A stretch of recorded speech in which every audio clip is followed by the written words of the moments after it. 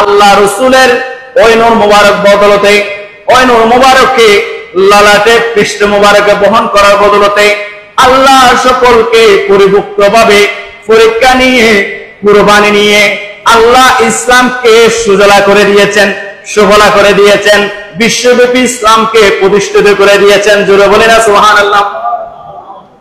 আর যারা রসুলের রক্তের উপর বেমানি করেছে, রসুলের রক্তকে কুরবানি করে নাফরমানি করেছে, আল্লাহ এবং রসুলকে কষ্ট দিয়েছে, আমার আল্লাহ বলেন ইন্নাল্লাযীনা ইউযুনাল্লাহা ওয়া রাসূলাহু লানাহুমুল্লাহু ফিদ দুনিয়া ওয়াল আখিরাহ।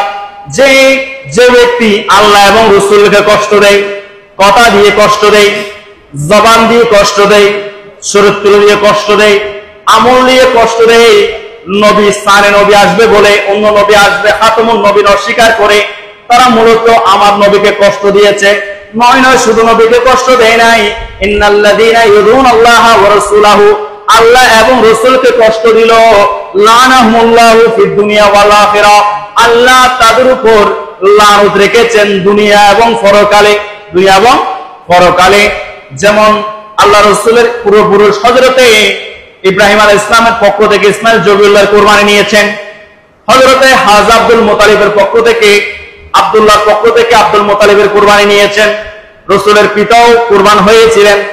বিশেষ করে সিরাতে ইবনে হিশাম প্রথম খণ্ড 142 নম্বর পৃষ্ঠার মধ্যে রয়েছে এবং অন্যান্য কিতাবের মধ্যে রয়েছে, সিরাতে হালাবিয়ার মধ্যেও রয়েছে যে আল্লাহ রাসূল সাল্লাল্লাহু আলাইহি ওয়াসাল্লাম বলেন, আনা ইবনুজ যাবিহাইন, আমি হচ্ছি দুই জবেহের পুত্র, এক জবে হচ্ছে ইসমাঈল জবিউল্লাহ, আর এক জবি হচ্ছে হযরত আব্দুল্লাহ জবিউল্লাহ। জোরে বলেন সুবহানাল্লাহ।